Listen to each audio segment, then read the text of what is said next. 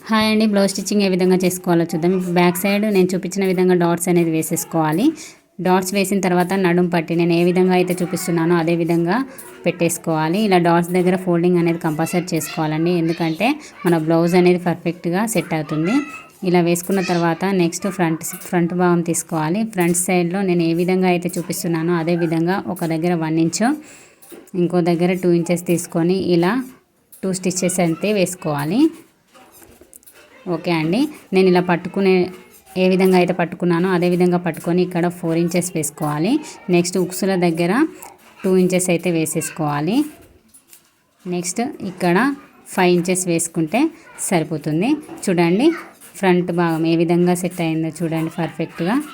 Okay అండి, next cross పట్టీలు అనేది వేసేసుకున్నాము.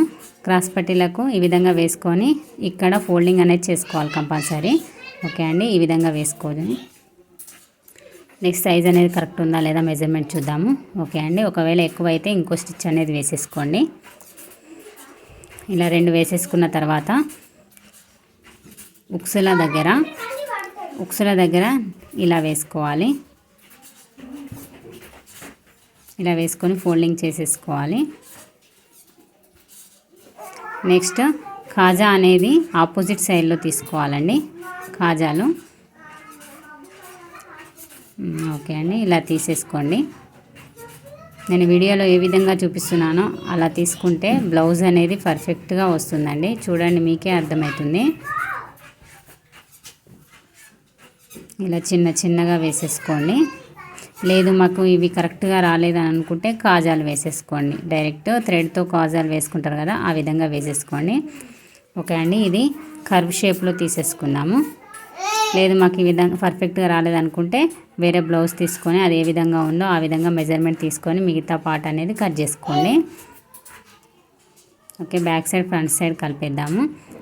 చూడండి, ఈ విధంగా ఒక 1 ఇంచ్ వదిలేసి 2 స్టిచ్చెస్ అయితే వేసేసుకోండి. నేను వీడియోలో ఏ విధంగా అయితే చూపిస్తున్నానో అదే విధంగా వేసేసుకోవాలి. నెక్స్ట్ హ్యాండ్స్ లోతులు చూపిస్తా అన్నా కదా, చూడండి ఇలా 1 ఇంచ్ అనేది లోపలికి వేసేసుకోవాలి. ఓకే అండి, ఎక్స్ట్రా క్లాత్ అనేది కట్ చేసేసుకుందాము. చూడండి, లోతులు ఎక్కడైతే తీసానో అది ఫ్రంట్కి వచ్చేలాగా తీసుకోండి. ఇలా స్టిచ్ అనేది వేసుకోండి, మిగతా పార్ట్ ఇంకో సైడ్. ఓకే అండి, దీనికి కూడా డబల్ స్టిచ్ అనేది కంపల్సరీ వేసేసుకోవాలి. హ్యాండ్ అనేది కొద్దిగా ఎక్కువగా ఉంటే కొంచెం లోపలికి అనేది స్టిచ్ వేసుకోండి. చూడండి, ఓకే అండి, నేను పైపింగ్ వేసుకుంటున్నాను. లేదు మాకు పైపింగ్ అవసరం లేదు అనుకుంటే ఒక 1 ఇంచ్ ఎక్స్ట్రా తీసుకొని ఫోల్డింగ్ చేసేసుకొని హెమ్మింగ్ చేసుకోండి. లేదు మాకు పైపింగ్ కావాలనుకుంటే నేను ఏ విధంగా అయితే చూపిస్తున్నానో అదే విధంగా వేసేసుకోండి. ఇలా వేసుకుంటే పైపింగ్ అనేది చిన్నగా పర్ఫెక్ట్గా వస్తుందండి. ఓకే అండి, పైపింగ్ అనేది అయిపోయింది.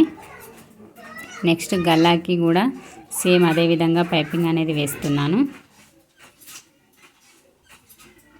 నెక్స్ట్ ఇలా కట్టింగ్ అనేది చేసుకుంటే ఫోల్డ్ చేసుకోవడం ఈజీ అయిపోతుంది.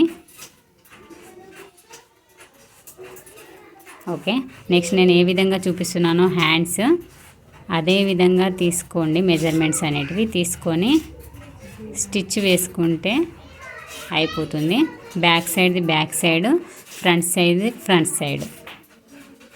ఓకేనా, వీడియోలో చూపిస్తున్నా చూడండి. ఈ విధంగా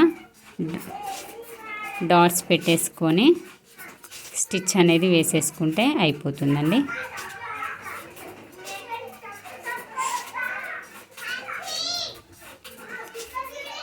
ఓకే అండి, సేమ్ హ్యాండ్ అక్కడ ఏ విధంగా తీసుకున్నారో నెక్స్ట్ ఇక్కడ కూడా అదే విధంగా తీసేసుకోవాలి. ఈ హ్యాండ్ ఆ హ్యాండ్ పర్ఫెక్ట్గా ఉందా లేదా చూసుకోండి. చూడండి, నడుము మొత్తం చుట్టూ ఏ విధంగా ఉందో ఆ విధంగా వస్తుంది. చూడండి, నేను స్టిచ్ చేసిన బ్లౌజ్ ఏ విధంగా ఉందో. Thank you for watching.